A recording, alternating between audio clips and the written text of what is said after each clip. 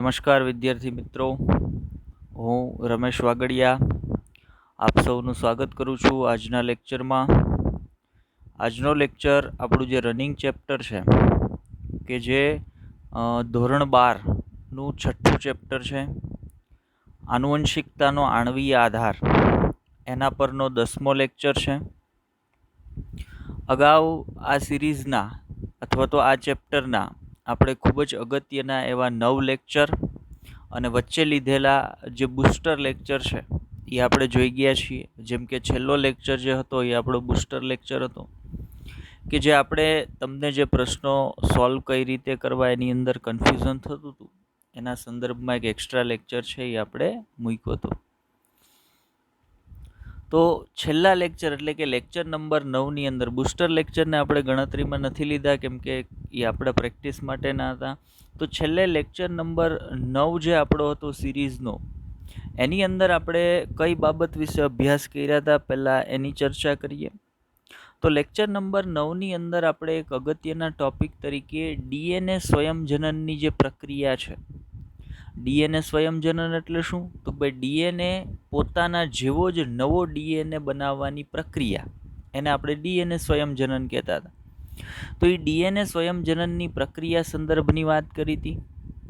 બીજી અગત્યની વાત ત્યાં કરી હતી, ડીએનએ સ્વયંજનન છે એ કઈ પદ્ધતિથી થતું હશે. તો ડીએનએ સ્વયંજનન માટે આપણે ત્યાં 3 મોડેલ અથવા 3 મિકેનિઝમ જોયા હતા. જેમ કે એક હતું ડિસ્પર્સિવ મિકેનિઝમ, એક હતું કન્ઝર્વેટિવ મિકેનિઝમ અને એક હતું સેમી કન્ઝર્વેટિવ મિકેનિઝમ.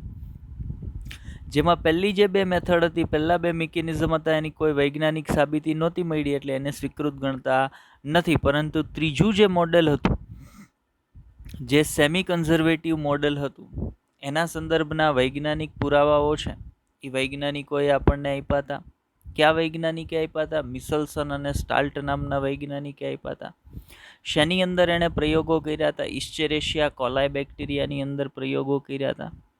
એ પ્રયોગ સંદર્ભમાં આપણે સંપૂર્ણ માહિતી છે એ જોઈ ગયા છીએ અને પ્રયોગ પરથી આપણને સાબિતી પણ મળી ગઈ હતી કે ભાઈ ડીએનએ સ્વયંજનનની પ્રક્રિયા છે એ અર્ધરૂઢિગત પદ્ધતિ દ્વારા થાય છે અથવા તો સેમી કન્ઝર્વેટિવ મિકેનિઝમ દ્વારા થાય છે. તો નવમા લેક્ચરમાં આપણે એવી માહિતી ભણ્યા કે ભાઈ ડીએનએ સ્વયંજનનની પ્રક્રિયા છે એ કઈ પદ્ધતિ દ્વારા થાય છે. હવે આપણે એ વાત કરવાના છે કે ભાઈ ડીએનએ સ્વયંજનન કઈ રીતે આખું થતું હોય, મતલબ ડીએનએ સ્વયંજનનની પોતાની કાર્યપ્રણાલી શું છે. બરાબર, ડીએનએ સ્વયંજનનની કાર્યપ્રણાલી શું છે, હવે એના સંદર્ભમાં આપણે વાત કરવાની થાય. મતલબ આજના લેક્ચરની અંદર આપણે કઈ બાબત સંદર્ભ વાત કરવાના છીએ? તો કે આજના લેક્ચરમાં આપણે વાત કરવાના છીએ ડીએનએ સ્વયંજનનની કાર્યપ્રણાલી અને એની અંદર કાર્યરત વિવિધ પ્રકારના ઉત્સેચકો. ડીએનએ સ્વયંજનન ખૂબ જ જટિલ પ્રક્રિયા છે અને એ પ્રક્રિયા છે એને ઝડપી બનાવવા માટે એની અંદર ઘણા બધા ઉત્સેચકો છે એ સંયુક્ત રીતે કાર્યરત હોય અને ડીએનએ સ્વયંજનનની પ્રક્રિયાને કરતા હોય છે અથવા તો ડીએનએ સ્વયંજનનની પ્રક્રિયાને શક્ય બનાવતા હોય છે. તો ડીએનએ સ્વયંજનનની પ્રક્રિયા કઈ રીતે થાય છે? તો આપણે જે રીતે ભણી ગયા એમ કે ભાઈ એક સામાન્ય ડીએનએ છે. આપણે અહીંયા કોના સંદર્ભમાં ડીએનએ સ્વયંજનનની પ્રક્રિયાની વાત કરવાના છીએ? તો ભાઈ અહીંયા આપણે વાત કરવાના છીએ ઇસ્ચેરેશિયા કોલાય જે બેક્ટેરિયા છે એના સંદર્ભમાં, અને પછી આપણે વાત કરીશું મનુષ્યના સંદર્ભમાં ડીએનએ સ્વયંજનનની પ્રક્રિયા. એની અંદર ઝાઝો ફેરફાર નથી. ડીએનએ સ્વયંજનન છે એ બધામાં સમાન રીતે થવાનો છે. માત્ર તફાવત ક્યાં હશે? માત્ર તફાવત ડીએનએ સ્વયંજનનની પ્રક્રિયામાં વપરાતા જે ઉત્સેચકો છે ને એની અંદર હશે. ફોર એક્ઝામ્પલ, ડીએનએ સ્વયંજનનની પ્રક્રિયામાં એક અગત્યનો ઉત્સેચક જે કાર્યરત હશે એ છે ડીએનએ પોલિમરેઝ. હવે ડીએનએ પોલિમરેઝ છે એ ડીએનએ માંથી ડીએનએ બનાવવાનું કામ કરે છે, એટલે એને ઘણી વખત ડીએનએ આધારિત ડીએનએ પોલિમરેઝ તરીકે પણ ઓળખવામાં આવે છે. હવે ઇસ્ચેરેશિયા કોલાય બેક્ટેરિયાની અંદર જ્યારે ડીએનએ સ્વયંજનનની પ્રક્રિયાની વાત થતી હોય ત્યારે એની અંદર જે ડીએનએ પોલિમરેઝ ઉત્સેચકો છે એ 3 પ્રકારના કાર્ય કરતા હોય. 3 પ્રકારના ડીએનએ પોલિમરેઝ ઉત્સેચકો હશે. જ્યારે એની સરખામણીમાં તમે મનુષ્યની અંદર ડીએનએ સ્વયંજનનની પ્રક્રિયાની વાત કરતા હોય અને ડીએનએ પોલિમરેઝ ઉત્સેચકની વાત કરતા હોય તો એની અંદર ડીએનએ પોલિમરેઝ ઉત્સેચકો 4 પ્રકારના અથવા 4 કરતાં વધારે પ્રકારના હશે. તો એવો ઉત્સેચકોનો ફેરફાર, મતલબ ઉત્સેચકો જે ભાગ લેતા હશે પ્રક્રિયામાં એનો તફાવત હશે. બાકી ઓવરઓલ પ્રોસિજર ડીએનએ સ્વયંજનનની જે યુકેરિયોટિક કોષમાં હશે એવી સેમ પ્રોકેરિયોટિક કોષમાં હશે એવી સેમ યુકેરિયોટિક કોષની અંદર પણ હશે. પ્રોકેરિયોટિક એટલે આદિકોષ કેન્દ્રીય કોષ, યુકેરિયોટિક એટલે સુકોષ કેન્દ્રીય કોષ. ચાલો તો લેક્ચરની શરૂઆત કરીએ અને આજે આપણે કઈ બાબત પર વાત કરવાના છીએ એ બાબત પર જઈએ અને આગળ લેક્ચરની અંદર આગળ વધીએ. ચાલો તો મેં કીધું એમ આજે આપણે સૌથી પહેલાં કઈ બાબત પર વાત કરવાના છીએ, તો આજે આપણે વાત કરવાના છીએ ડીએનએ સ્વયંજનનની કાર્યપ્રણાલી અને એના ઉત્સેચકો પર વાત કરવાના છીએ. ચાલો કઈ માહિતી સંદર્ભ આપણે વાત કરવાના છીએ, તો શરૂઆતમાં આપણે કમ્પ્લીટલી એનસીઆરટી બેઝ ચાલશું. જે માહિતી આપણને એનસીઆરટીની અંદર આપેલી છે પહેલાં એ બેઠી માહિતીને આપણે જોશું અને સમજશું. એનસીઆરટીની અંદર ડીએનએ સ્વયંજનનની પ્રક્રિયાને બહુ શોર્ટમાં, બહુ ટૂંકાણમાં આપી છે.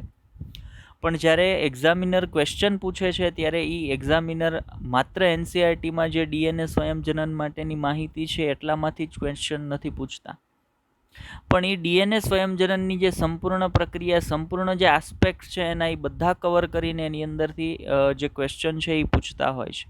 મતલબ આપણે જે એનસીઆરટીમાં છે એને તો વ્યવસ્થિત રીતે લીટી એક ટોપિકને સમજવાનો છે, પણ એ ઉપરાંત જરૂર લાગશે ત્યાં આપણે એનસીઆરટી બહાર જઈ અને પણ થોડીક માહિતીઓ છે એને ગ્રહણ કરીશું. ચાલો તો લેક્ચરની શરૂઆત કરીએ. આજે આપણે વાત કરવાના છીએ કઈ બાબત પર, તો આજે આપણે વાત કરવાના છીએ ડીએનએ સ્વયંજનનની કાર્યપ્રણાલી અને તેના ઉત્સેચકો. હવે આજના લેક્ચરમાં આ બંને બાબતોને આપણે કવર નથી કરી શકવાના. મતલબ આજે આપણે ડીએનએ સ્વયંજનનની કાર્યપ્રણાલી અને ઉત્સેચકો બંને બાબતને કવર નથી કરી શકવાના. આજે આપણે માત્ર કવર કોને કરીશું? આજે આપણે માત્ર કવર કરીશું ડીએનએ સ્વયંજનનની પ્રક્રિયામાં વપરાતા વિવિધ ઉત્સેચકો. બરાબર. એનસીઆરટીમાં ઉત્સેચકો માટે માત્ર એક જ ઉત્સેચકની વાત કરી છે અને એ ઉત્સેચક કયો છે? ડીએનએ પોલિમરેઝ ઉત્સેચકની વાત કરી છે. પણ એ સિવાયના ઘણા બધા ઉત્સેચકો આવેલા હોય છે એવું પણ એનસીઆરટીએ કીધું છે, પણ કયા ઉત્સેચકો એની કોઈ માહિતી આપી નથી. તો આપણે એ જે બીજા ઉત્સેચકો છે એના સંદર્ભમાં પણ આજે વાત કરવાના છીએ. ચાલો શું કહે છે એનસીઆરટી જુઓ. એનસીઆરટી આપણને કીધું છે કે ભાઈ જીવંત કોષ, જેમ કે એક કોષનું એક્ઝામ્પલ લઈ લીધું છે ઇસ્ચેરેશિયા કોલાય, બેક્ટેરિયલ કોષ છે, બેક્ટેરિયલ કોષનું ઉદાહરણ લીધું છે કે જીવંત કોષ જેમ કે ઇસ્ચેરેશિયા કોલાયમાં સ્વયંજનનની પ્રક્રિયા માટે ઉત્સેચકોના સમૂહની આવશ્યકતા છે. જો ઉત્સેચક નથી કીધું, ઉત્સેચકોનો સમૂહ કીધો છે. મતલબ એક કરતાં વધારે ઉત્સેચકો છે એ ઇસ્ચેરેશિયા કોલાય કે કોઈ પણ જીવંત કોષ, ઇસ્ચેરેશિયા કોલાય તો એક એક્ઝામ્પલ લીધું છે, કોઈ પણ જીવંત કોષની અંદર સ્વયંજનનની ડીએનએ સ્વયંજનનની પ્રક્રિયા થવા માટે ઘણા બધા ઉત્સેચકોની જરૂરિયાત છે એ પડતી હોય છે. હવે આજે ઘણા બધા ઉત્સેચકોની આપણે વાત કરીએ, એમાં સૌથી મુખ્ય ઉત્સેચક કયો છે? તો જુઓ અહીંયા એનસીઆરટીએ કીધું છે કે ઉત્સેચકોમાં જે સૌથી મુખ્ય ઉત્સેચક છે જે ડીએનએ આધારિત ડીએનએ પોલિમરેઝ ઉત્સેચક છે. મતલબ આ ઉત્સેચકનું નામ છે ડીએનએ પોલિમરેઝ, પણ ઉત્સેચકને ડીએનએ આધારિત ડીએનએ પોલિમરેઝ કહેવાય છે. શું કામ ડીએનએ આધારિત ડીએનએ પોલિમરેઝ કહેવાય છે? તો સમજો અહીંયા ઘટના શું બનવાની છે. અહીંયા એક ડીએનએ હું તમારી સામે દોરું છું. ચાલો આ એક ડીએનએ છે. એ એક ડીએનએમાંથી કેટલા ડીએનએ બનવાના છે? એક ડીએનએમાંથી 2 ડીએનએ બનવાના. સમજવાનો પ્રયત્ન કરજો ભાઈ, એક ડીએનએમાંથી 2 ડીએનએ બનવાના છે. બરાબર. હવે આ એક ડીએનએમાંથી 2 ડીએનએની બનવાની પ્રક્રિયાને આપણે ડીએનએ સ્વયંજનન કહીએ છીએ. હવે ડીએનએ સ્વયંજનન માટે અગત્યનો ઉત્સેચક કયો છે? DNA polymerase. એટલે આપણે એમ કહીએ કે ડીએનએ પોલિમરેઝ ઉત્સેચક દ્વારા ડીએનએ માંથી બીજો ડીએનએ બન્યો. પહેલા એક ડીએનએ હતો, હવે એકમાંથી કેટલા બની ગયા? એકમાંથી 1 અને 2 બની ગયા.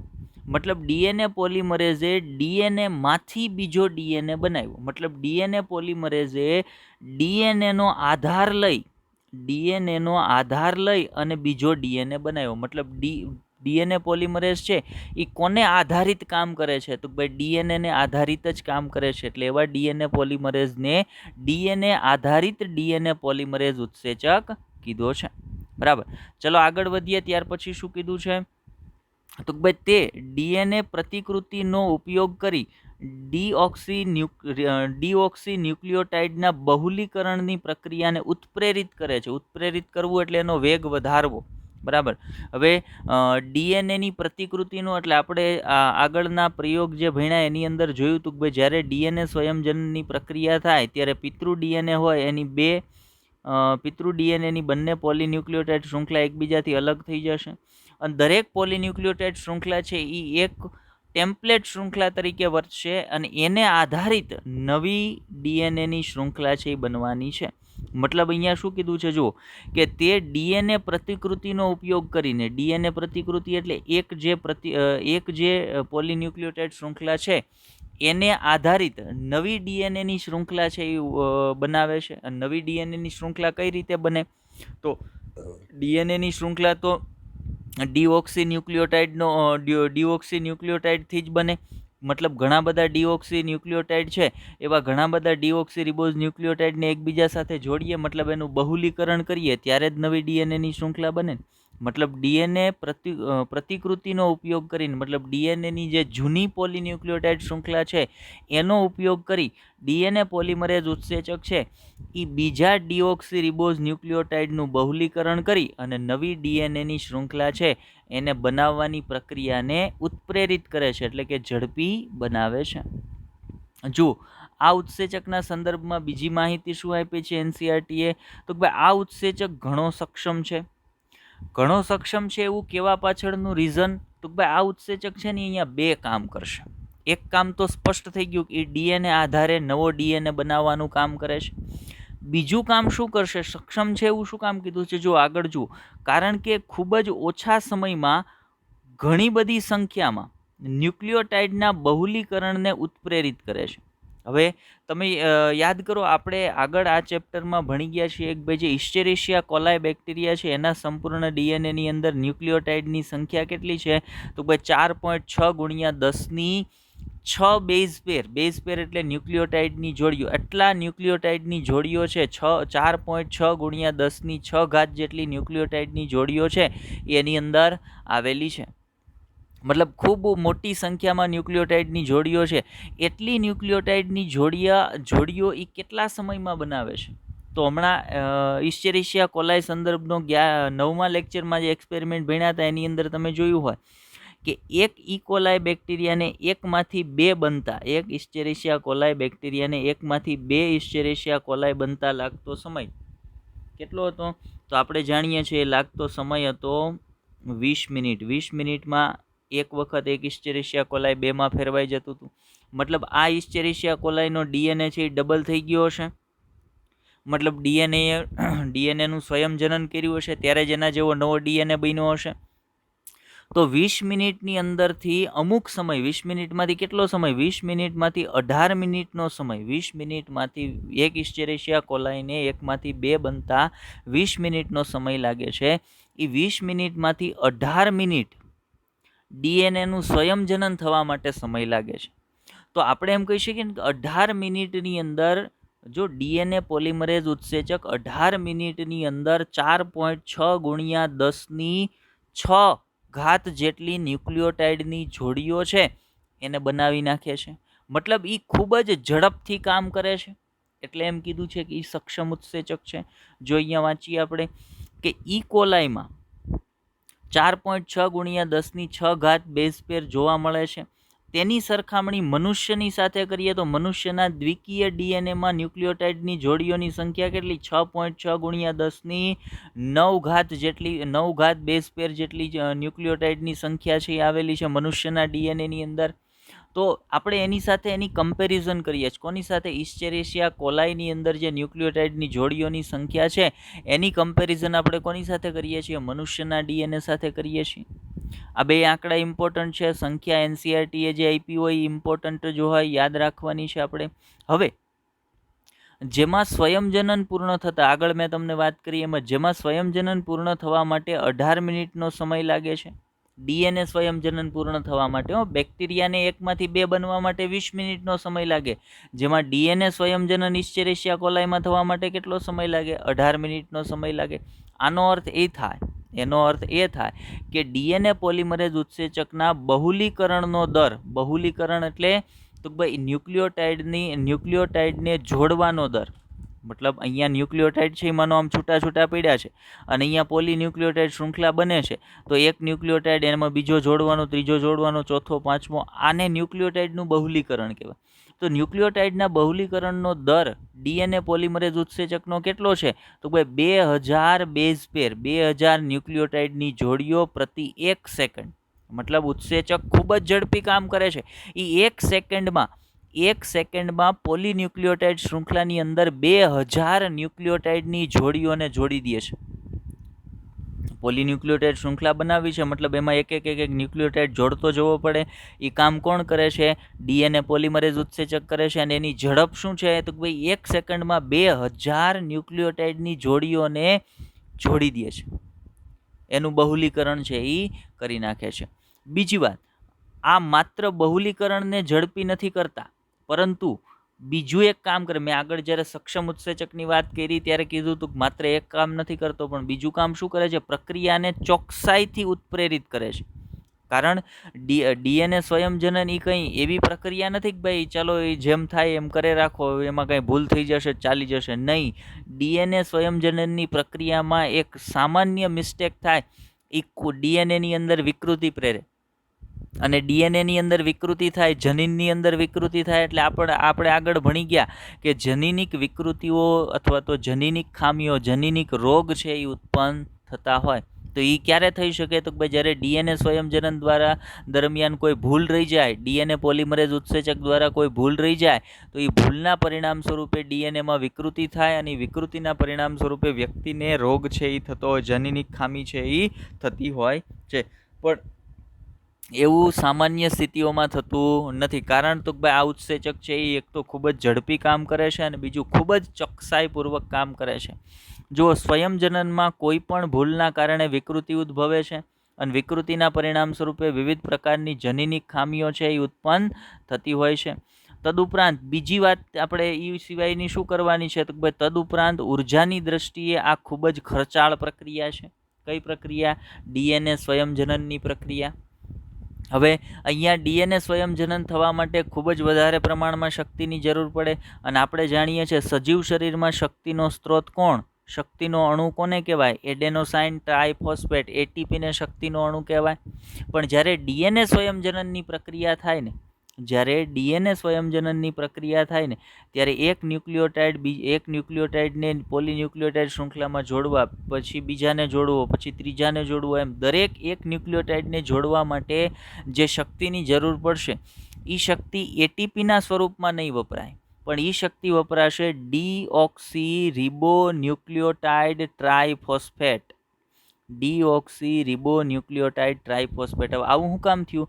તો જો એટીપી એટલે એક છે એડેનોસાઇન. એડેનોસાઇન શું છે? એડેનોસાઇન એક નાઇટ્રોજન બેઝ છે, અને એની સાથે 3 ફોસ્ફરસ જોડાયેલા છે. 3 ફોસ્ફરસ ત્યારે એટીપીનો મોલેક્યુલ છે એ બને છે. હવે એવી જ રીતે ડીઓક્સી રિબોન્યુક્લિયોટાઇડ હશે, તો ડીઓક્સી રિબોન્યુક્લિયોટાઇડ એ કોઈ એક નાઇટ્રોજન બેઝ તો ધરાવતો જ હશે. કાં તો એ ગ્વાનિન ધરાવતો હોય, કાં તો એડેનિન, કાં તો થાઇમિન, કાં તો સાઇટોસિન. મતલબ ડીઓક્સી રિબોન્યુક્લિયોટાઇડ છે એ પણ એક પ્રકારનો ન્યુક્લિયોટાઇડ છે, અને એટીપીનો અણુ છે એ પણ એક પ્રકારનો ન્યુક્લિયોટાઇડ છે. કારણ એની અંદર એડેનોસાઇન નાઇટ્રોજન બેઝ આવેલો છે. તો કોઈ પણ ન્યુક્લિયોટાઇડ હશે જે એડેનોસાઇન ધરાવતો હશે, ગ્વાનિન ધરાવતો હશે, થાઇમિન ધરાવતો હશે કે સાઇટોસિન ધરાવતો હશે, એની સાથે 3 ફોસ્ફરસ જોડાઈ જાય, એટલે ઈ ડીઓક્સી રિબોન્યુક્લિયોટાઇડ છે ને ટ્રાઇફોસ્ફેટમાં ફેરવાઈ જાય, એટલે ડીઓક્સી રિબોન્યુક્લિયોટાઇડ ટ્રાઇફોસ્ફેટ કહેવાશે. અને આ જે રિબોન્યુક્લિયોટાઇડ ટ્રાઇફોસ્ફેટ છે, ડીઓક્સી રિબોન્યુક્લિયોટાઇડ ટ્રાઇફોસ્ફેટ છે, એ બેવડા ઉદ્દેશ્યની પૂર્તતા કરે છે. બેવડું ઉદ્દેશ્ય એટલે એક તો એટીપીની જેમ ડીઓક્સી રિબોન્યુક્લિયોટાઇડ ટ્રાઇફોસ્ફેટ માં 2 ટર્મિનલ ફોસ્ફેટ છે ને ઉચ્ચ ઉર્જાવાળા હોય. જો ન્યુક્લિયોટાઇડમાં મેઇન ફોસ્ફેટની તો જરૂર એક જ છે, ન્યુક્લિયોટાઇડની અંદર એક જ ફોસ્ફેટ હોય, એ સિવાયના 2 બીજા ટ્રાઇફોસ્ફેટ જો ડીઓક્સી રિબોન્યુક્લિયોટાઇડ ટ્રાઇફોસ્ફેટ છે, તો એમાં જે 2 ફોસ્ફેટ હશે ને વધારાના, એ 2 ઉર્જાવાળા હશે, ઉચ્ચ ઉર્જાવાળા હશે, અને 2 ફોસ્ફેટ છે ને ઉર્જાના અણુ સ્વરૂપે છૂટા પડશે, અને આ પ્રક્રિયા થવા માટે જેટલી ઉર્જાની જરૂર હશે એ ઉર્જા પૂરી પાડશે. વધારે એક સાથે સ્વયંજનનની પ્રક્રિયાને પૂર્ણ કરવા માટે ડીએનએ આધારિત ડીએનએ પોલિમરેઝ ઉપરાંત કેટલાય ઉત્સેચકની જરૂર પડે છે. હવે આ કેટલાય ઉત્સેચકોની અંદર ડીએનએ સ્વયંજનનની પ્રક્રિયામાં બીજા ઘણા બધા ઉત્સેચકો આવેલા છે કે જેની એનસીઆરટીમાં કોઈ ઉલ્લેખ નથી. એનસીઆરટીની અંદર માત્ર આટલી જ માહિતી આપી છે જે ઉત્સેચકો સંદર્ભે છે. હવે પછી એનસીઆરટીમાં જે માહિતી છે ને એ ડીએનએ સ્વયંજનનની કાર્યપ્રણાલી સંદર્ભની છે, પણ આપણે સીધા એની કાર્યપ્રણાલી પર જતા નથી. પણ પહેલું કામ આપણે શું કરીએ તો ભાઈ જે બીજા કેટલાય ઉત્સેચકોની વાત કરી છે ને એ કેટલાય ઉત્સેચકોમાં કોણ કોણ આવશે ને એની વાત કરી લઈએ આપણે એક વખત. ચાલો, તો ડીએનએ સ્વયંજનનની અંદર વપરાતા અન્ય જે ઉત્સેચકો છે એ ઉત્સેચકોમાં કોણ કોણ આવશે? જુઓ, તમારી સામે એક લિસ્ટ છે. એ લિસ્ટમાં એક વ્યક્તિને તમે ઓળખો છો, એક ઉત્સેચકને, વ્યક્તિ નહીં કહીએ આપણે, આને ઓળખો છો તમે ખાલી. કોણ છે? DNA polymerase. અને ડીએનએ પોલિમરેઝને કેવો ડીએનએ પોલિમરેઝ કહેવાશે? યાદ રાખજો, ભૂલતા નહીં, ડીએનએ આધારિત. હવે આવું કેમ યાદ રાખવાનું છે ડીએનએ આધારિત? તો પોલિમરેઝ છે એ આગળ આપણે ભણશું ને ત્યારે એક પોલિમરેઝ એવોય આવશે જે આરએનએ આધારિત હશે. એટલે બે બદલાઈ ન જાય એટલે યાદ રાખવાનું, ડીએનએ સ્વયંજનનમાં જે ડીએનએ પોલિમરેઝ છે એ કેવો ડીએનએ પોલિમરેઝ કહેવાય? ડીએનએ આધારિત ડીએનએ પોલિમરેઝ કહેવાય. બરાબર. ચાલો, એ સિવાયના બીજા ઉત્સેચકો ક્યાં ક્યાં છે એના સંદર્ભમાં આપણે થોડીક માહિતી છે એ પ્રાપ્ત કરીએ. તો ડીએનએ સ્વયંજનનની પ્રક્રિયામાં ડીએનએ આધારિત ડીએનએ પોલિમરેઝ સિવાય બીજા ઉત્સેચકો તરીકે એક આવેલ હશે ડીએનએ હેલિકેઝ, એક આવેલ હશે ડીએનએ ગાયરેઝ અથવા ડીએનએ ગાયરેઝનું બીજું નામ છે ટોપોઆઇસોમરેઝ 2. ટોપોઆઇસોમરેઝ 1 પણ હશે અને અહીંયા ગાયરેઝ જે છે એનું નામ શું છે? ટોપોઆઇસોમરેઝ 2. બરાબર. ટોપોઆઇસોમરેઝ 1 પણ હશે, એ પણ ટોપોઆઇસોમરેઝ જેવું જ કામ કરશે. પણ અહીંયા જેની વાત કરીએ છીએ જેને હું ડીએનએ ગાયરેઝ કહું છું એનું બીજું નામ શું છે? એનું બીજું નામ છે ટોપોઆઇસોમરેઝ 2. આ દરેક ઉત્સેચક શું કામ કરે છે આગળ એની ચર્ચા આપણે કરવાના છીએ. માત્ર લિસ્ટની વાત નથી કરવાના કેટલા જ ઉત્સેચકો હોય, કારણ આ ઇમ્પોર્ટન્ટ છે. આની અંદરથી ક્વેશ્ચન પૂછાય છે. આખું લિસ્ટ છે ને ડીએનએ સ્વયંજનનમાં વપરાતા વિવિધ ઉત્સેચકો એ ઇમ્પોર્ટન્ટ છે, આઈએમપી છે.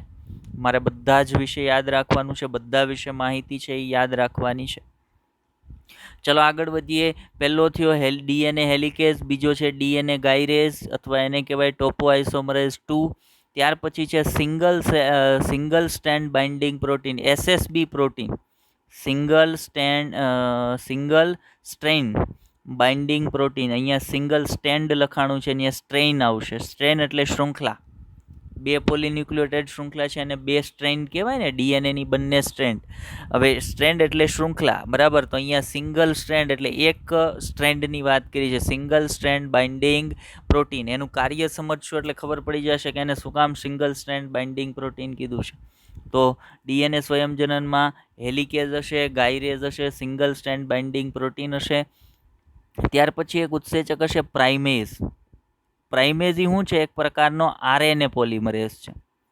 જેમ ડીએનએ પોલિમરેઝ ડીએનએ બનાવવાનું કામ કરે છે એમ આરએનએ પોલિમરેઝ છે એટલે શું બનાવવાનું કામ કરતો હશે? તો ભાઈ આરએનએ બનાવવાનું કામ કરતો હશે. આરએનએના નાના ટુકડાની જરૂર ડીએનએ સ્વયંજનનની પ્રક્રિયામાં પડે છે. આરએનએના નાના ટુકડાની જરૂર ડીએનએ સ્વયંજનનની પ્રક્રિયામાં પડે છે અને આરએનએનો નાનો ટુકડો છે એને કહેવાય પ્રાઇમર. તો એ પ્રાઇમરને બનાવતો જે ઉત્સેચક છે એને કહેવાય પ્રાઇમેઝ અથવા એનું બીજું નામ છે આરએનએ પોલિમરેઝ. કારણ એ આરએનએના નાના ટુકડા જેને પ્રાઇમર કહેવાય છે એ પ્રાઇમર બનાવવાનું કામ કરે છે. અને પ્રાઇમરની ગેરહાજરીમાં જો પ્રાઇમર ન બને ને તો ડીએનએ સ્વયંજનનની પ્રક્રિયા શરૂ જ ના થાય. શું કામ ડીએનએ સ્વયંજનનની પ્રક્રિયા શરૂ ન થાય? તો ડીએનએ સ્વયંજનનની પ્રક્રિયા કોણ કરાવે છે? DNA polymerase. ડીએનએ પોલિમરેઝને એ ખબર છે કે એણે ડીએનએ બનાવવાનો છે, પણ ડીએનએ પોલિમરેઝને એ નથી ખબર કે એણે ક્યાંથી ડીએનએ બનાવવાનો છે. મતલબ એને સ્થાન ખબર નથી કે આ જગ્યાએથી ડીએનએ બનાવવાનો છે. એ સ્થાન એને કોણ પૂરું પાડે છે? આ આરએનએના ટુકડા. મતલબ ડીએનએ પોલિમરેઝ છે ને એ આરએનએના ટુકડાને ઓળખતો હશે. જે જગ્યાએ આરએનએનો ટુકડો જેને પ્રાઇમર કહેવાય ને એ આવેલો હોય ત્યાંથી એ નવો ડીએનએ બનાવવાનો શરૂ કરે. ફરી વખત સમજો વાત. ડીએનએ પોલિમરેઝ છે ને ડીએનએ બનાવે છે, ડીએનએની પોલીન્યુક્લિયોટાઇડ શૃંખલા બનાવે છે. પણ ડીએનએ પોલિમરેઝને એ નથી ખબર કે કામ શરૂ ક્યાંથી કરવાનું છે.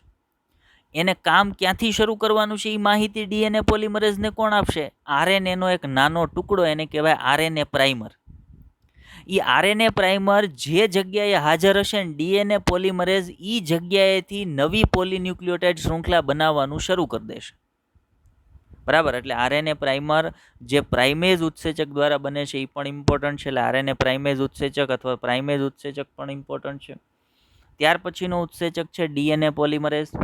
હવે ઇસ્ચેરેશિયા કોલાઈની તમે વાત કરતા હોય, આપણે બેક્ટેરિયાના સંદર્ભમાં અત્યારે વાત કરીએ છીએ. જ્યારે તમે ઇસ્ચેરેશિયા કોલાઈ બેક્ટેરિયાની વાત કરો છો તો એની અંદર ડીએનએ પોલિમરેઝ 3 પ્રકારના છે. એક હશે ડીએનએ પોલિમરેઝ 1, બીજો હશે ડીએનએ પોલિમરેઝ 2 અને ત્રીજો હશે ડીએનએ પોલિમરેઝ 3.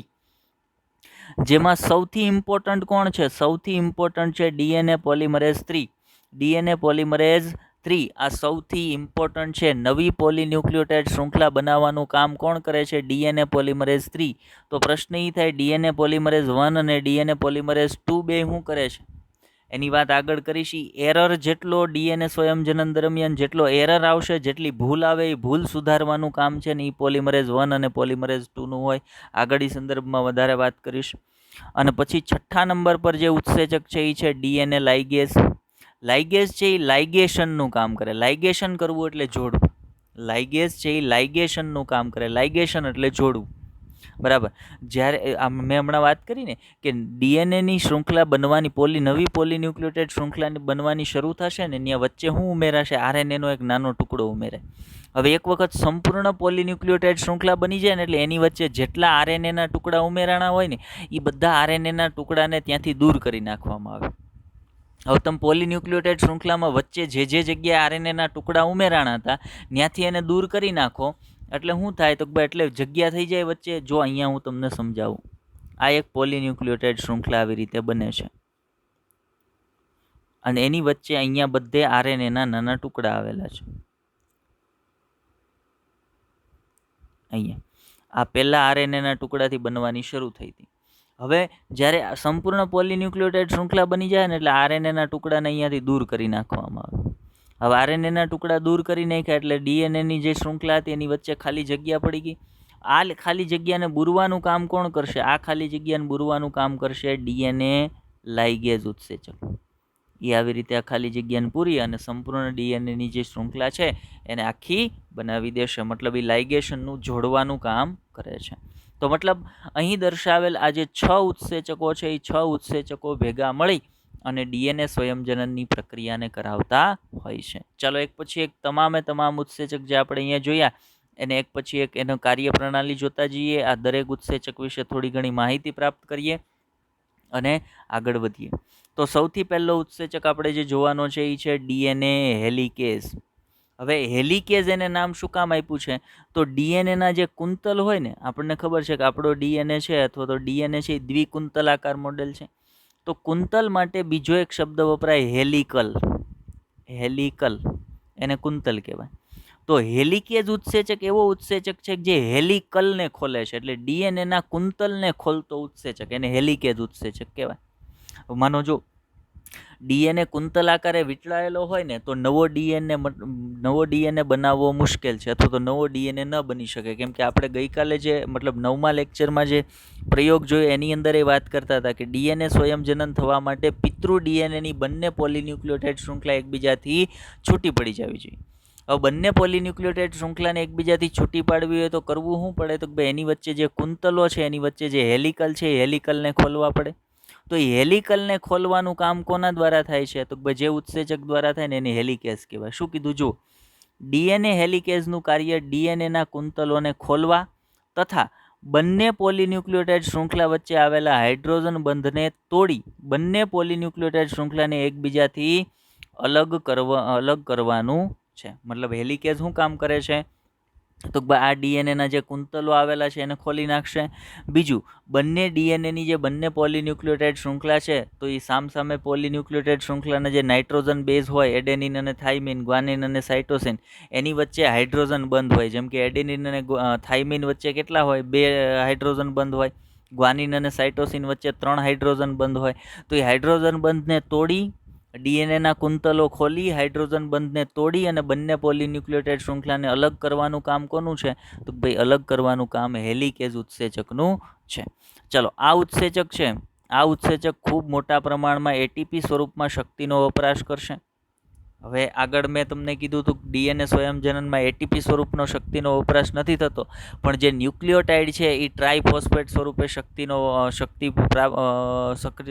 છે એ પૂરી પાડે છે. પણ એ ક્યારથી? જ્યારે નવી પોલીન્યુક્લિયોટાઇડ શૃંખલા બનવાની શરૂ થઈ જાય ત્યારથી. જ્યાં સુધી નવી પોલીન્યુક્લિયોટાઇડ શૃંખલા બનાવવા માટે જ્યારે હેલિકલને ખોલવામાં આવે, એની વચ્ચેના બંધ તોડવામાં આવે, ત્યારે જે શક્તિ વપરાશે એ એટીપી સ્વરૂપની શક્તિ વપરાશે. હવે તમે વાત કરો છો ઇસ્ચેરેશિયા કોલાઈની, તો ઇસ્ચેરેશિયા કોલાઈમાં આવા હેલિકેઝ કેટલા પ્રકારના છે? તો ભાઈ 7 પ્રકારના હેલિકેઝ ઉત્સેચક છે, એની ઓળખ થયેલી છે. શેમાં? ઇસ્ચેરેશિયા કોલાઈમાં. ચાલો, હવે હેલિકેઝ ઉત્સેચકના કાર્યને સમજવા માટે આપણે પાછળ અહીંયા આકૃતિ આપણે મૂકી હતી હેલિકેઝ ઉત્સેચકના કાર્યને સમજવા માટે. આપણે કંઈ વાંધો નહીં, ચલો આપણે આકૃતિ મૂકી હતી, પણ એ આકૃતિ અહીંયા અત્યારે દ્રશ્યમાન નથી, એટલે આપણે તમને આકૃતિ દોરીને સમજાવી દઈએ. સમજો કે આ એક ડીએનએનો મોલેક્યુલ છે, બરાબર. હવે આ ડીએનએને ડીએનએ સ્વયંજનનની પ્રક્રિયામાં ભાગ લેવો હોય તો એના હેલિકેઝ છે ને હેલિકલને ખોલવા પડે. એટલે શું થશે? તો ભાઈ સૌથી પહેલાં એક ઉત્સેચક આવશે. લાઈક હું અહીંયા તમને બતાવું, અહીંયા એક ઉત્સેચક આવ્યો જેને આપણે હેલિકેઝ કહીએ છીએ. અહીંયા બેમાંથી કોઈ એક જે પોલીન્યુક્લિયોટાઇડ શૃંખલા હશે ને એની સાથે જોડાઈ જશે. બેમાંથી એક પોલીન્યુક્લિયોટાઇડ શૃંખલા સાથે જોડાઈ જશે અને એ શું કામ કરશે? તો ભાઈ એ ડીએનએના જે હેલિકલ છે ને એને ખોલવાનું કામ શરૂ કરી દેશે. કઈ રીતે ખોલવાનું કામ શરૂ કરશે? અહીંયા બાજુમાં આકૃતિ હું જે તમને બતાવું છું એની અંદર જોજો.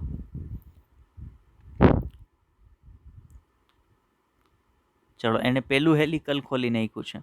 હવે પહેલું હેલિકલ ખોલી અને એ ક્યાં સુધી પહોંચી ગયો છે? અહીંયા સુધી પહોંચી ગયો છે, અહીંયા સુધી. હવે એ જ દિશામાં આગળ વધતો જશે અને પછી શું થશે? તો ભાઈ પછી હવે આપણે આગળ જોઈએ હજી એક આકૃતિ કે અહીંયાથી એણે બીજું હેલિકલ પણ ખોલી નાખ્યું છે, બીજું હેલિકલ પણ ખોલી નાખ્યું છે. તો આ પ્રકારે હેલિકેઝ ઉત્સેચક છે એ ડીએનએની અંદર આગળ વધતો જશે અને ડીએનએની જે બંને પોલીન્યુક્લિયોટાઇડ શૃંખલા વચ્ચે કુંતલો આવેલા હતા એ કુંતલોને ખોલતો જશે અને ડીએનએની બંને પોલીન્યુક્લિયોટાઇડ શૃંખલા વચ્ચે જે હાઇડ્રોજન બંધ હશે એ હાઇડ્રોજન બંધને તોડતો જશે અને ડીએનએની બંને પોલીન્યુક્લિયોટાઇડ શૃંખલાને એકબીજાથી છૂટી કરતો જશે. તો આ કાર્ય કોનું છે? તો આ કાર્ય છે ડીએનએ હેલિકેઝ ઉત્સેચકનું છે. ચાલો, તો આપણને હેલિકેઝ ઉત્સેચકનું કાર્ય છે એ મગજમાં બેસી ગયું હશે. આગળ વધીએ, ત્યાર પછીનો જે ઉત્સેચક આપણે જોવાનો છે એ કયો છે? તો બીજા નંબર પર યાદ કરો લિસ્ટની અંદર કયો ઉત્સેચક હતો? ટોપોઆઇસોમરેઝ 2 અથવા તો ગાયરેઝ. તો બીજો ઉત્સેચક આપણે જોવાનો છે ગાયરેઝ ઉત્સેચક. હવે ગાયરેઝ અથવા ટોપોઆઇસોમરેઝ 2 જેને આપણે કહીએ છીએ એનું કાર્ય હેલિકેઝને સંલગ્ન હોય. હેલિકેઝ ઉત્સેચક અને ટોપોઆઇસોમરેઝ કે ગાયરેઝ ટોપોઆઇસોમરેઝ 2 અથવા ગાયરેઝ ઉત્સેચક જેને આપણે કહીએ છીએ બે સાથે મળીને કામ કરે છે. શું કીધું છે જુઓ, ડીએનએ હેલિકેઝ સાથે મળી ડીએનએના કુંતલોને ખોલવાનું કાર્ય કરે છે. કોણ? ગાયરેઝ અથવા ટોપોઆઇસોમરેઝ 2. બીજું, આ ઉત્સેચક ખુલતી ડીએનએની પોલીન્યુક્લિયોટાઇડ શૃંખલાને સ્ટેબિલાઇઝ કરવાનું કામ કરે છે. હવે સ્ટેબિલાઇઝ કરવું એટલે શું? સીધી રાખવી. હવે ડીએનએ છે એ ડીએનએ કુંતલ આકારે વીંટળાયેલો છે અને એના કુંતલો જ્યારે ખોલતા હોય ને ત્યારે આગળનો જે ડીએનએ છે ને એ ગંઠાઈ જાય અથવા તો એની વચ્ચે ગાંઠ પડી જાય એવું બની શકે, બરાબર. તો એ ગાંઠ ન પડે એટલા માટે એ ગાંઠને ખોલવાનું અથવા ગાંઠને સોલ્વ કરતા જવાનું કામ કોનું હોય? ટોપોઆઇસોમરેઝ 2નું હોય. એક કામ એ હેલિકેઝ સાથે મળીને કરે છે, ડીએનએના કુંતલોને ખોલે છે. બીજું, જ્યારે ડીએનએના કુંતલો ખુલતા હોય ત્યારે ડીએનએ છે એ ગંઠાઈ ન જાય, એની વચ્ચે ગાંઠ ન બની જાય, નોડ ન બની જાય, ગૂંચવાઈ ન જાય ડીએનએ.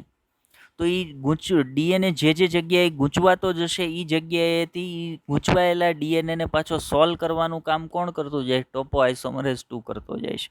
જો શું કીધું છે કે કુંતલો ખુલતી વખતે ડીએનએ ગંઠાઈ જાય તો તેને કાપી અને પુનઃ વ્યવસ્થિત કરવાનું કાર્ય કોણ કરે છે? ટોપોઆઇસોમરેઝ 2 ઉત્સેચક કરે છે.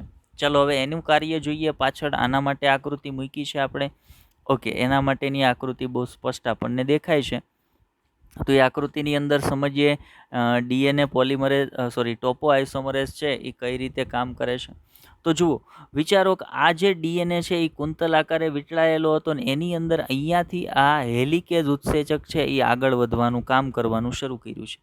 પરિણામે શું થાય છે? જુઓ, પરિણામે ડીએનએની બંને પોલીન્યુક્લિયોટાઇડ શૃંખલા એકબીજાથી અલગ થતી જાય છે.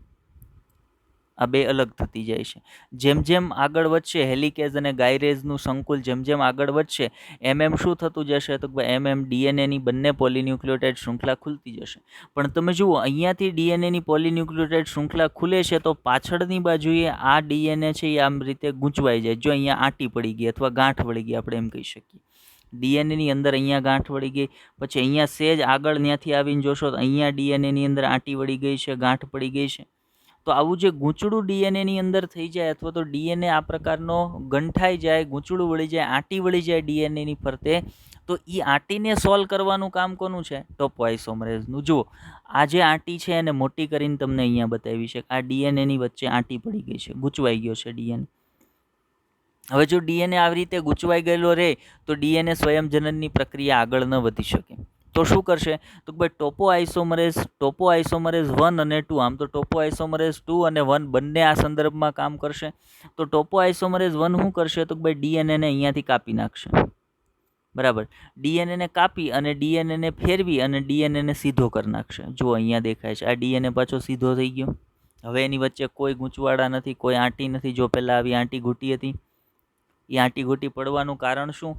આગળથી હેલિકેઝ અને ગાયરેઝનું જે સંકુલ છે એ ડીએનએના કુંતલોને ખોલતું આવતું હતું. એના પરિણામે પાછળની બાજુએ ડીએનએમાં પ્રેશર આવતું ગયું. એના પરિણામે ડીએનએની અંદર ગૂંચવાડો થઈ ગયો. એ ગૂંચવાડાને ખોલવાનું કામ કોનું છે? ટોપો આઇસોમરેઝ 1 અને ટોપો આઇસોમરેઝ 2નું.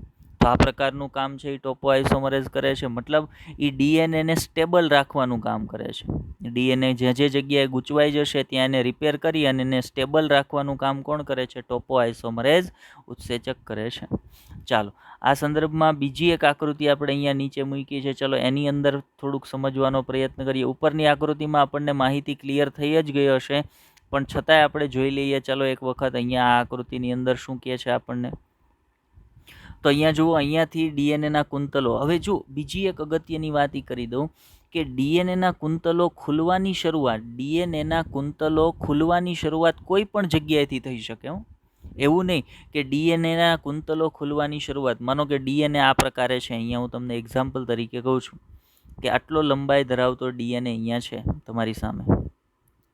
તો આમાં ડીએનએ કુંતલો ખુલવાની શરૂઆત છેડાના ભાગેથી જ થાય એવું જરૂરી નથી. ડીએનએ કુંતલો ખુલવાની શરૂઆત અહીંયાથી પણ થઈ શકે, અહીંયાથી પણ થઈ શકે, અહીંયાથી પણ થઈ શકે, કોઈ પણ જગ્યાએથી થઈ શકે. કારણ શું છે એની પાછળનું? તો આપણા કોષમાં જે ડીએનએ છે એ કેટલો છે? 2.2 મીટર લંબાઈ ધરાવતો ડીએનએ છે. હું મનુષ્યની વાત કરું છું. 2.2 મીટર લંબાઈ ધરાવતો ડીએનએ છે. હવે એટલા મોટા ડીએનએનું સ્વયંજનન કરવું હોય તો છેડાના ભાગેથી શરૂ કરી અને સામેના છેડા સુધી જો એક જ ધારું કામ શરૂ થાય તો એ કામ થતાં બહુ વાર લાગે. એના કરતાં શું કરે? તો ભાઈ અહીંયાથી ડીએનએ સ્વયંજનન શરૂ થયું, એ આ તરફ આગળ વધે છે. બીજું અહીંયાથી ડીએનએ સ્વયંજનન શરૂ થયું, એ આ તરફ આગળ વધે. ત્રીજું અહીંયાથી ડીએનએ સ્વયંજનન શરૂ થયું, એ આ તરફ આગળ વધે. ચોથું અહીંયાથી ડીએનએ સ્વયંજનન શરૂ થયું, આ તરફ આગળ વધે. પરિણામે આ બધાને થોડું થોડું કામ કરવાનું આવ્યું. પરિણામે ડીએનએ સંયોજન ઝડપથી થઈ જાય. એક્ઝામ્પલ એક એનું બીજું આપણે સરસ આપી શકીએ. માનો કે આપણી પાસે એક 50 કિલોમીટરનો રોડ છે. એ રોડ બનાવવાનો છે 50 કિલોમીટરનો. બરાબર.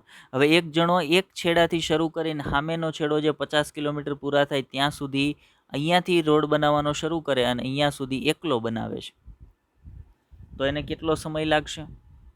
અથવા એ 5-5 કિલોમીટરના 10 ગાળા પાડી નાખે કે ભાઈ આ 1, 2, 3, 4, 5, 6, 7, 8, 9 અને 10 ગાળા પાડી નાખ્યા. હવે અહીંયાથી એક ટીમ એવી હતી કે જેને આ 5 કિલોમીટરનો બનાવવાનો, તો બીજી ટીમે આ 5 કિલોમીટર, ત્રીજી ટીમે આ 5 કિલોમીટર, એમ 10 ટીમ આપી દીધી. અને 10 ટીમ થોડો 5-5 કિલોમીટર બનાવે તો 50 કિલોમીટર રોડ બનતા ઓછો સમય લાગશે. સેમ એવું આપણા ડીએનએની અંદર એ થાય કે ડીએનએ જે જગ્યાએથી કુંતલો ખુલશે ને એ જગ્યાએથી નવો ડીએનએ બનવાનો શરૂ થઈ જશે. તો આખા ડીએનએમાં માત્ર એક જ જગ્યાએ ડીએનએ કુંતલો ખુલી ત્યાંથી ડીએનએ બનવાનો શરૂ થાય એવું નથી.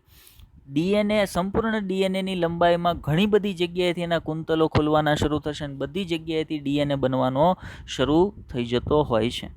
ચાલો આપણે સમજીએ છીએ ટોપો આઇસોમરેઝનું કાર્ય શું છે. જુઓ તો અહીંયાથી કુંતલો ખુલવાના શરૂ થયા તો આગળ જુઓ ડીએનએ પર પ્રેશર આવ્યું અને ડીએનએ છે એની અંદર આંટી વળી ગઈ, ડીએનએ છે એ ગૂંચવાઈ ગયો.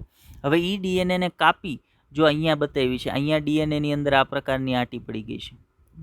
સહેજ પાછું કાઢી નાખું, મેં દોર્યું જુઓ આંટી દેખાય છે.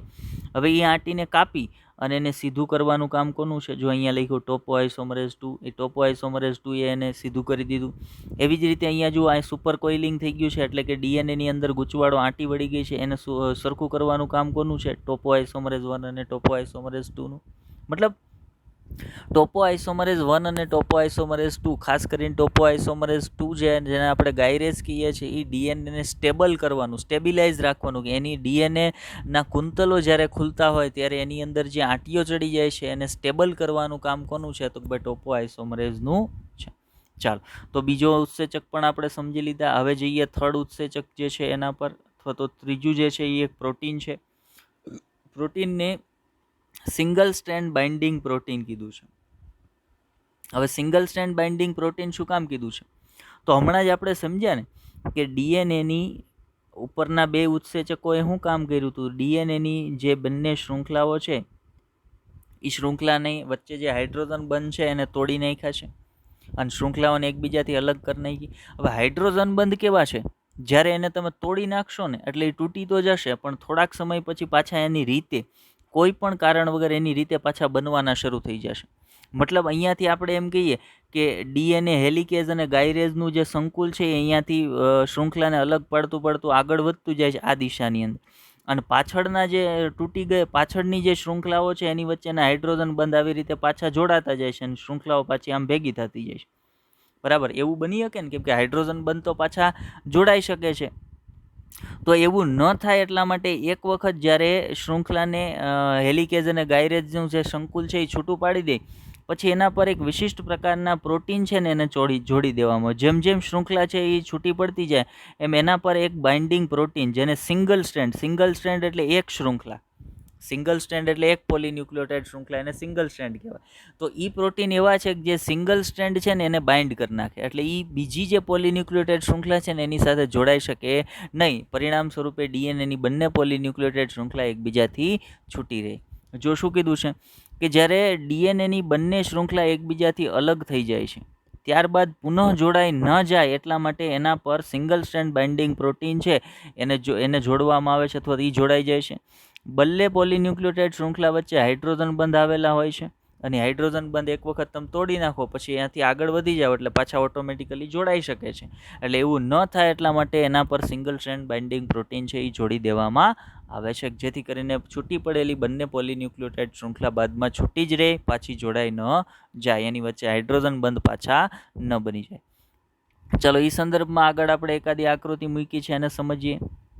તો હેલિકેઝ અને ગાયરેઝનું જે સંકુલ છે, આ ડીએનએ હેલિકેઝ અહીંયા લખ્યું છે જુઓ, અને અહીંયા ટોપો આઇસોમરેઝ છે કે જે આગળ આંટીઓ પડતી જાય ડીએનએમાં એને ખોલતો જાય છે. આ દિશામાં આગળ વધે છે એટલે આ બંને શૃંખલા જુઓ તમને બહુ સ્પષ્ટ દેખાય, અહીંયાથી આગળ ને આગળ ખુલતી આવે છે. હવે આની વચ્ચે અહીંયા હાઇડ્રોજન બંધ હશે.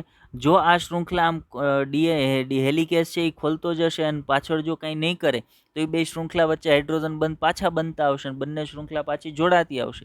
એવું ન થાય એટલા માટે અહીંયા જો એના ઉપર આ પ્રકારના પ્રોટીન છે એને જોડી દીધા છે. જેટલી પોલીન્યુક્લિયોટાઇડ શૃંખલા છૂટી પડી ગઈ એના પર આ પ્રકારના પ્રોટીન જોડી દીધા, એને કીધા સિંગલ સ્ટ્રેન્ડ બાઇન્ડિંગ પ્રોટીન.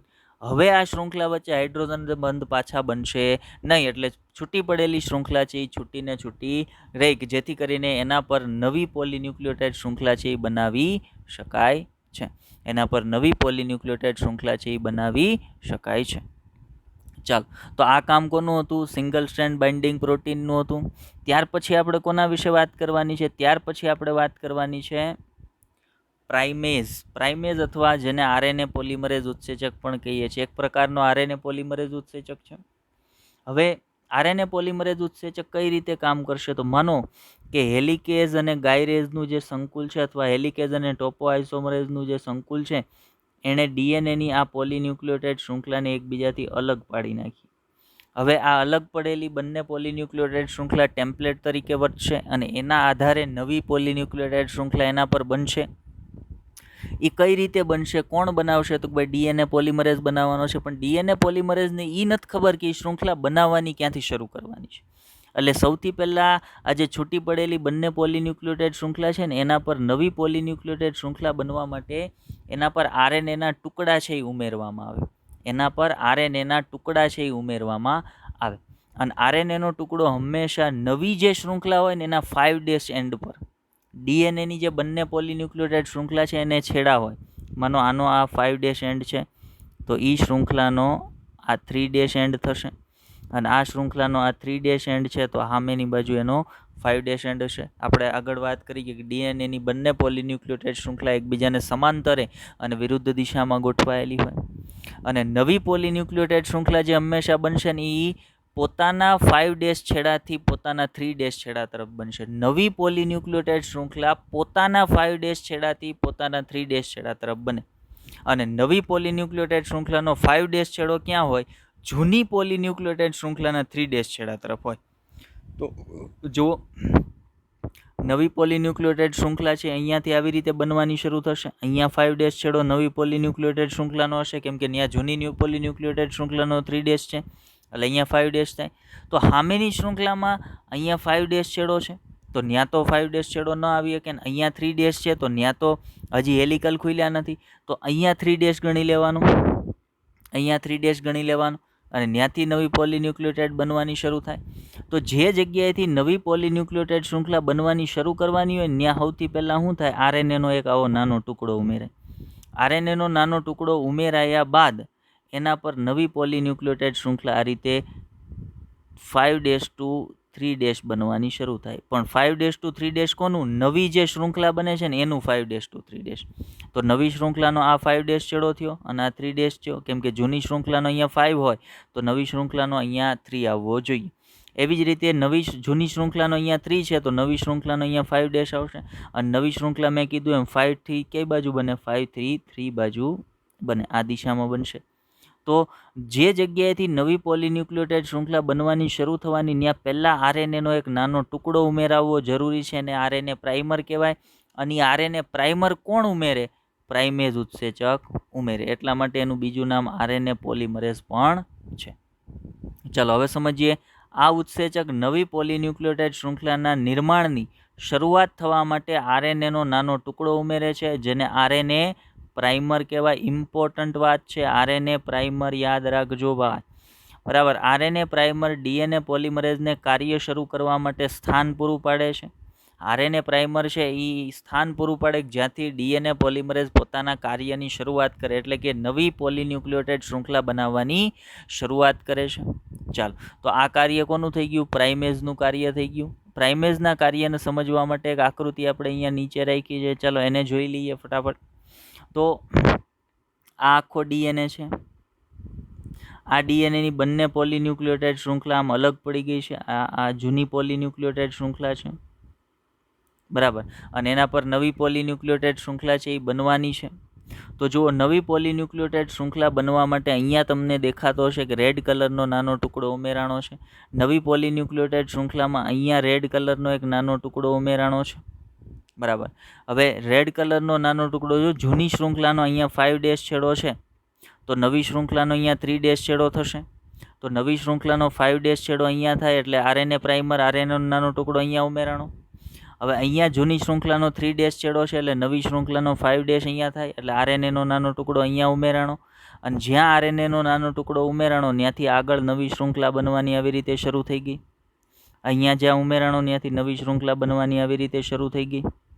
હવે અહીંયા આવીને કામ પૂરું થઈ ગયું તો અહીંયા બીજો એક નવો આરએનએ ટુકડો ઉમેરાણો અને ત્યાંથી પાછી આમ શૃંખલા બનવાની શરૂ થશે. ત્યાં આવીને કામ પૂરું થાય એટલે અહીંયા પાછો એક નવો આરએનએનો ટુકડો ઉમેરાય. પણ આ શૃંખલામાં એવું નહીં થાય કેમ કે આ શૃંખલામાં ડીએનએની કુંતલ ખુલવાની દિશા કઈ છે? આ છે. ચલો, એ કન્ફ્યુઝનમાં અત્યારે ન પડતા, એ જ્યારે કાર્યપ્રણાલી સમજાવીશ ને ત્યારે સમજાઈ જશે. અત્યારે ખાલી મગજમાં લ્યો કે નવી પોલીન્યુક્લિયોટાઇડ શૃંખલા જ્યાંથી બનવાની શરૂ થાય ત્યાં પહેલાં આરએનએનો એક નાનો ટુકડો ઉમેરાવવો જોઈએ, અને આરએનએ પ્રાઇમર કહેવાય. ને કોણ ઉમેરે? આરએનએ પ્રાઇમેજ ઉત્સેચક ઉમેરે. ચાલો, તો આરએનએ પ્રાઇમેજનું કામ પણ ક્લિયર. પછીનો ઉત્સેચક અથવા જે ડીએનએ સ્વયંજનનની પ્રક્રિયાનો જે હીરો છે, જેને આપણે ડીએનએ પોલિમરેઝ કહીએ છીએ, મેઇન ઉત્સેચક જે છે, બરાબર. સાઇડ કેરેક્ટર તો ઘણા બધા હોય પિક્ચરની અંદર, પણ હીરો એક જ હોય. એ કોણ છે? ડીએનએ પોલિમરેઝ છે, બરાબર. હવે ઇસ્ચેરેશિયા કોલાઈ સંદર્ભે અત્યારે આપણે વાત કરીએ છીએ, તો ઇસ્ચેરેશિયા કોલાઈમાં મેં પહેલાં જ તમને ચોખવટ કરી હતી. ઇસ્ચેરેશિયા કોલાઈમાં ડીએનએ પોલિમરેઝ કેટલા છે? 3 પ્રકારના છે. અને ડીએનએ પોલિમરેઝ છે એ ડીએનએ સ્વયંજનન માટે સૌથી મહત્વનો ઉત્સેચક છે. ડીએનએ પોલિમરેઝ છે ડીએનએ સ્વયંજનન માટે સૌથી મહત્વનો ઉત્સેચક છે. બીજું, આ ઉત્સેચક નવી પોલીન્યુક્લિયોટાઇડ શૃંખલા બનવા માટે ન્યુક્લિયોટાઇડને ઉમેરી નવી પોલીન્યુક્લિયોટાઇડ શૃંખલાનું નિર્માણ કરે છે. મતલબ નવી પોલીન્યુક્લિયોટાઇડ શૃંખલા બનાવવાનું કામ કોનું છે? ડીએનએ પોલિમરેઝનું. અને ઇસ્ચેરેશિયા કોલાઈમાં કયો ડીએનએ પોલિમરેઝ? ડીએનએ પોલિમરેઝ 3 છે, એ આ કામ કરે છે. બાકીના જે 2 ડીએનએ પોલિમરેઝ છે, ડીએનએ પોલિમરેઝ 1 અને ડીએનએ પોલિમરેઝ 2, આનું કામ શું છે? તો ભાઈ ડીએનએ સ્વયંજનન દરમિયાન થતી જે કાંઈ ભૂલ હોય એ ભૂલને સુધારવાનું કામ છે. માનો ઘણી વખત એવું થઈ શકે કે ડીએનએ નવી જે શૃંખલા બને છે એમાં ઉમેરવાનો છે એડેનિન, અને એની જગ્યાએ ઉમેરાઈ ગયો છે ગ્વાનિન, બરાબર. તો એક વખત નવી પોલીન્યુક્લિયોટાઇડ શૃંખલા બની જાય ને પછી આ ડીએનએ પોલિમરેઝ 1 અને ડીએનએ પોલિમરેઝ 2 એની તપાસ કરે અને જોવે કે ભાઈ ઓકે, અહીંયા ભૂલ થઈ છે, જ્યાં ગ્વાનિન ઉમેરવાનો હતો ત્યાં એડેનિન ઉમેરાઈ ગયો છે, તો ત્યાંથી એડેનિનને દૂર કરી નાખશે અને એની જગ્યાએ કોને ઉમેરી દેશે? તો એની જગ્યાએ ગ્વાનિનને ઉમેરી દેશે. તો આવી જે એરર થઈ હોય ડીએનએ સ્વયંજનનમાં, એને સોલ્વ કરવાનું કામ કોનું છે? ડીએનએ પોલિમરેઝ 1 અને 2નું છે. જ્યારે ડીએનએ પોલિમરેઝ 3 છે એ મુખ્ય ઉત્સેચક છે જે નવી પોલીન્યુક્લિયોટાઇડ શૃંખલાને બનાવવાનું કામ કરે છે.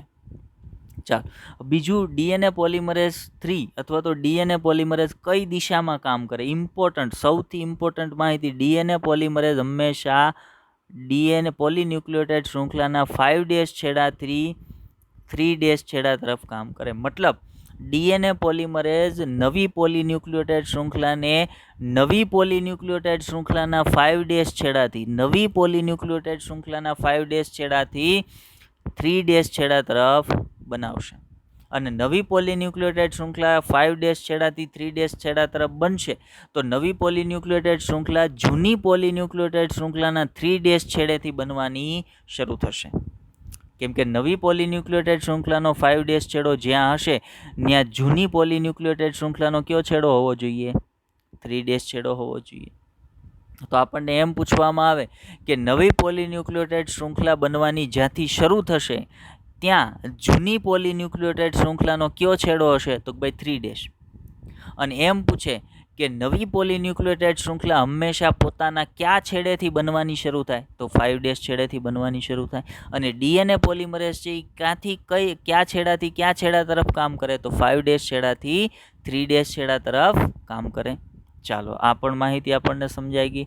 આ સંદર્ભમાં આકૃતિ મૂકી છે, એને સમજવાનો પ્રયત્ન કરીએ. ચાલો, ડીએનએ પોલિમરેઝનું કાર્ય શું છે એ સમજીએ. તો ડીએનએ પોલિમરેઝનું કામ છે, જુઓ, આ 2 પોલીન્યુક્લિયોટાઇડ શૃંખલા અહીંયાથી આમ અલગ પડી ગઈ છે. હવે જો આ પોલીન્યુક્લિયોટાઇડ શૃંખલા અહીંયાથી આ પીળા રંગનો જે છે ને અહીંયા બતાવી છે રચના, એ ડીએનએ પોલિમરેઝ છે. એ શું કરે છે? તો ભાઈ આ જે જૂની શૃંખલા છે, જેને હું ગુલાબી કલરથી માર્ક કરું છું, આ જૂની શૃંખલા છે, બરાબર. અને એના ઉપર જો અહીંયા નવી શૃંખલા બનવાનું કામ શરૂ છે. નવી શૃંખલા કઈ રીતે બને? તો ભાઈ એક ન્યુક્લિયોટાઇડ છે એ નવી શૃંખલામાં જો અહીંયાથી આ ન્યુક્લિયોટાઇડ ઉમેરાય, ડીએનએ પોલિમરેઝ નવા ન્યુક્લિયોટાઇડ ઉમેરતો જાય ને આ દિશામાં આ નવી પોલીન્યુક્લિયોટાઇડ શૃંખલા છે એને બનાવતો છે. કોના આધારે? જૂની પોલીન્યુક્લિયોટાઇડ શૃંખલાના આધારે. મતલબ ડીએનએ પોલિમરેઝનું કામ શું છે? તો ભાઈ જૂની પોલીન્યુક્લિયોટાઇડ શૃંખલાના આધારે નવી પોલીન્યુક્લિયોટાઇડ શૃંખલા બનાવવાનું કામ કોનું છે? તો ભાઈ ડીએનએ પોલિમરેઝનું છે. ચાલો, તો ડીએનએ પોલિમરેઝનું કામ પણ આપણને સમજાઈ ગયું. કાર્યપ્રણાલી વખતે થોડુંક વધારે ડિટેલમાં હજી આનાથી ડીએનએ પોલિમરેઝનું કામ આપણે સમજીશું. આગળ વધીએ ત્યાર પછી છેલ્લો ઉત્સેચક આપણે કયો જોવાનો છે? છેલ્લો ઉત્સેચક આપણે જોવાનો છે ડીએનએ લાઇગેઝ, જે શું કામ કરે છે? ડીએનએ લાઇગેઝ છે એ લાઇગેશનનું કામ કરે, એટલે કે જોડાણનું કામ કરે. કઈ રીતે? તો ભાઈ જે વિલંબિત શૃંખલા હશે, ટેન્શન ન લેશો અત્યારે, વિલંબિત શૃંખલા મગજમાં ના આવે તો કશો વાંધો નહીં.